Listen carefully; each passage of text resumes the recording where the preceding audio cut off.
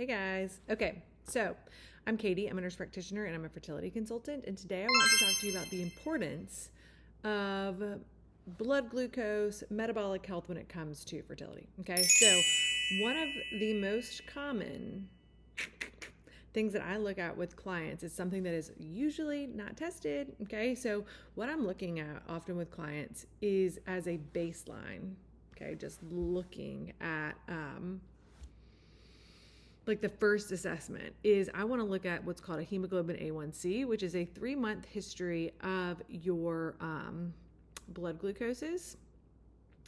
It is a tool and just kind of helps me gauge like where do we need to focus our attention and what additional workup do we need to do. Okay, so you can get a fasting glucose test, which is kind of just like a blip in time. And so now I'm also kind of working with clients looking at like insulin levels and other things that kind of support or help us better understand kind of your metabolic health, your risk, and what we need to prioritize when it comes to working together. Okay, so you can ovulate every month and still have insulin resistance. You can have you can be skinny and have insulin resistance. You can be overweight and have insulin resistance.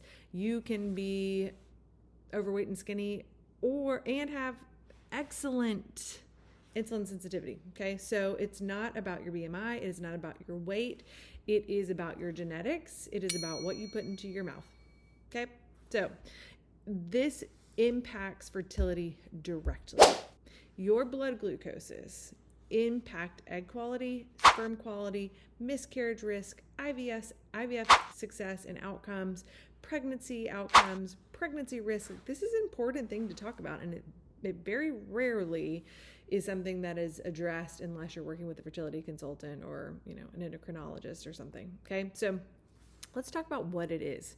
What we're talking about is the relationship between insulin, your cells, and what's going on is insulin is the key, okay? Your cells are the locked door, and the resistance means like the lock is rusty, okay? Your body is going to have to make more insulin to be able to get into those cells, okay? So high insulin, if we're consistently having these levels, mean these ovaries are going to be overstimulated and we're going to have an imbalance in these hormones, okay?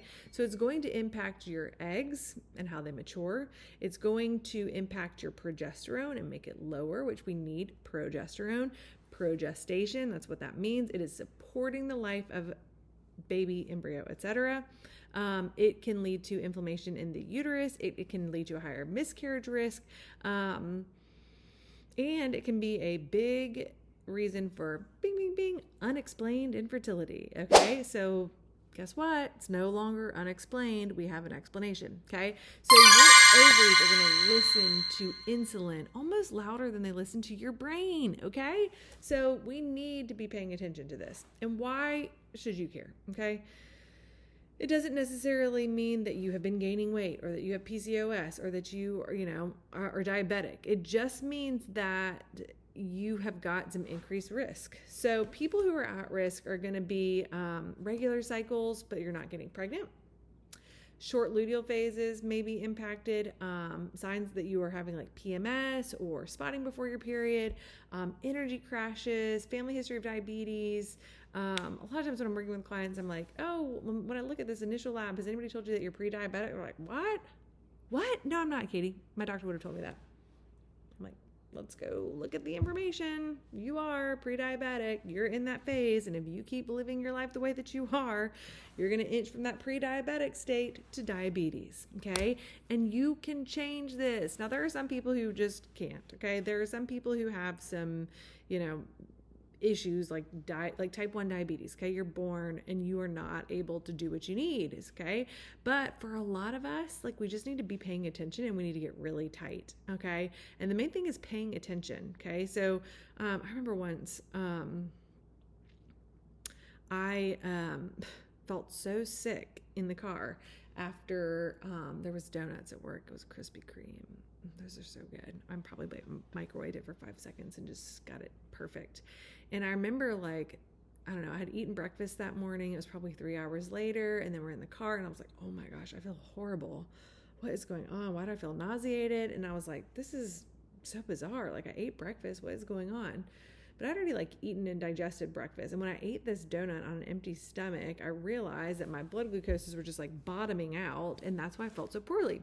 So now I can say no to donuts because I see how horrible I feel. Or if I'm going to eat a donut, it's going to be like with something else because it's going to stabilize that blood glucose. Okay. So it's not like don't ever eat a donut. It's just don't ever eat a donut by itself. Make sure you're having like a piece of turkey sausage or something with it to slow that down. And a lot of times people don't realize how much like their sugar content or what they're eating or carbohydrate content is negatively impacting their blood glucoses until they start paying attention. Okay. So your egg is going to develop over the course of about 90 days. Okay. When our insulin levels are high, it creates what's called oxidative stress, which means like your body is having to work extra hard, and it is not good for your body. Okay. And then what we see related to that is poor mitochondrial health. Okay. Or the mitochondria become damaged, and mitochondria are important for those eggs to be able to transfer your DNA to the embryo. And so what we see is that you can have poor embryo development. And it can impact your ovulation. And so it's not just about like ovulation, it's also about how this insulin and insulin resistance is impacting your eggs. Okay. So the great news is that one, egg quality is improvable. Okay. We can't change how many eggs you have, but we can improve the quality. And number two, insulin resistance is really one of the most fixable parts of fertility because we can watch it now in real time, and we have tools available for you to have at home to be able to check this out and make changes in real time. It's such a great tool. So some things that kind of daily habits that can help improve insulin sensitivity. One is how you eat your meals. Okay. So you want to try to make sure that first what you're having is some sort of protein or fiber with your meal. Okay. And I'm talking about the order of your food. Okay. When we're talking about eating dessert first, that's not good for insulin resistance. That's fine for your heart and your, if you're a sweet tooth person. But in regards to insulin, it's hugely negative to eat something like sweet or just straight carbs first. So like if they're serving bread at the restaurant, you want to maybe put a piece of cheese on it or something that is going to have some protein and something that's going to have some fiber in it. Okay. So eating your food in a different timing can have a big impact on your blood glucoses and can help prevent a spike if we're pairing it with something appropriate. Okay. So eggs before your toast or eggs on your toast, chicken before your rice, or make sure you're kind of eating that together, or a couple of bites of broccoli or a few bites of carrots and some hummus before your meal, or yogurt before the fruit. So taking a few bites of that first before that sugar is just like immediately going to be absorbed in your stomach. I'm not saying you need to like wait for minutes. It's just like these first couple of bites, you want to prioritize the foods with protein.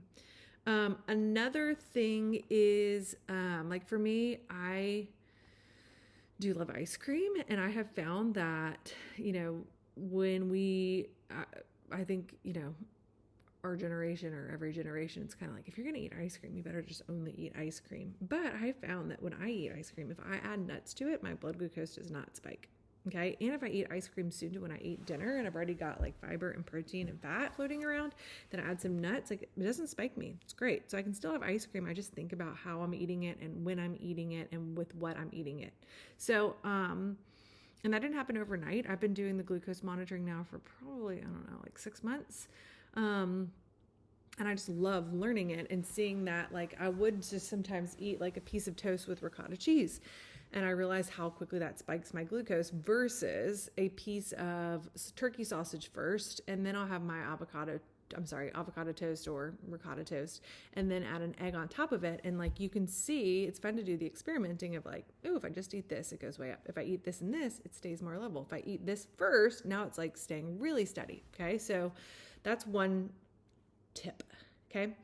Next tip is walking after your meals. So as you are eating and your blood glucose is like starting to be released in the bloodstream, okay, and your cells are trying to, or are absorbing that, what can happen is that if you start moving your muscles, you're going to absorb some of that glucose and use it up more quickly. Okay, so we are going to absorb that in the muscles by movement. Now, if you're just sitting down afterwards, it's not going to be effective. But if you are moving after meals for about 10 minutes, that's going to be a huge game changer with your blood glucose. And how it's absorbed in your insulin resistance. Same thing with like weight training. Not necessarily that you need to be weight training immediately after a meal, but walking after a meal is important just because you're going to use that glucose up. So it's not floating around.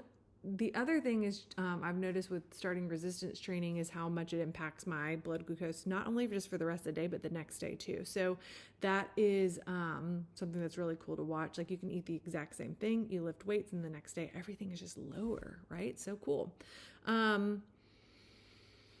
Let's see. Another thing, a lot of times people just drink coffee first thing in the morning. I now also recommend, like with your coffee, great, love coffee, but not just having sugar in it. Switching to something like stevia or monk fruit or whatever your preferred sweetener is, can be a great swap. Also, adding like collagen powder is what I do for mine now too, just to get some extra, but it has really stabilized my blood glucoses as well. And so that can be helpful. So I don't love like intermittent fasting, especially for my clients who are trying to get pregnant, which is basically all of them. So I want you to have something kind of first thing in the morning. So not skipping breakfast is helpful. Again, strength training, getting a good night's sleep. Oh my gosh, this is so crazy too. Like if I don't get a good night's sleep, blood glucoses are not going to be great the next day. I told the story, I think before, about how I woke up in the middle of the night and I heard something hit the floor and I was like, what was that? And normal people would probably be like, oh, I probably have a kid out of bed. I was like, earthquake. Oh my God, that must be what it is. So I like sat there for a second, just like waiting for our house to, like fall down and figure out how to save my family. And then I heard pitter patter, pitter patter. It was, the youngest like out of bed again. And, the next morning when I was looking at my glucose, it was like, did something happen at 1 a.m.? I was like, no. And then I was like, oh my God, something did happen. And I thought about like the situation and what my thought process was. And my body was like, we got to get this glucose out. This lady's about to have to save her whole family and get out of this earthquake house. And so it's cool to see how your stress response is this.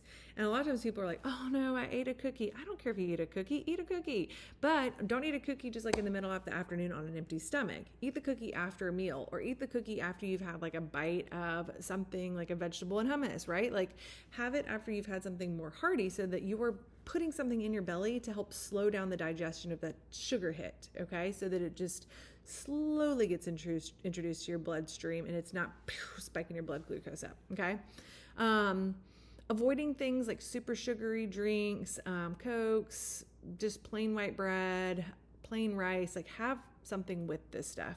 Avoid just drinking your calories, okay?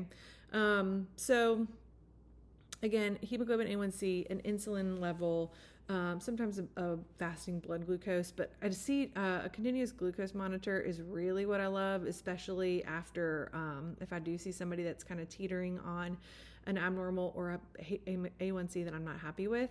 You can buy these now. I think I pay about, $80 to $100 a month for Levels. And I've got a coupon code. We can link it down below. Levels is great. I love it because I can see what's going on with your stuff and you're not just like texting me all the information. I love it because I can go in, I can see what you've typed in or scan for your food. It's like, oh, what did we eat here? This looks delicious. Thanks for the inspo. But also, what is it doing to your body? And you can take notes about like, okay, this is what I was eating. This is the time of day. And then I can look at it with you and be like, ooh, here's how we can switch things around. Or maybe if we add this, we can improve things. And so it's really nice from my perspective as a consultant to be able to access that data, which is great. But I think it's a great app. I think it's, a great tool. It's not something that I'm going to do for forever. But I like kind of going through different times and experimenting with eating different things. So you kind of want to be in a mindset of like being a little nerdy, being a little like data nerd like myself, and like, oh, I want to find out what this is. So like be in a place, unless you're working with me, then I could do the work for you. But be in a place to be curious and see and experiment, and you can start making the changes when you realize what works for you and what doesn't. Because sometimes I've made recommendations for clients that I think will really work, and then we don't see improvement. I'm like, what is going on? And the genetic component is so crazy because there are certain people who are going to process things differently than others, and you just don't know until you do it yourself. So there you go. That's why it's important. Those are some ideas. Think about doing a CGM if you're interested. Again, we'll put the link below. Yeah. Any other questions or topics you want to discuss? Drop them in the comments, and we'll see you next time.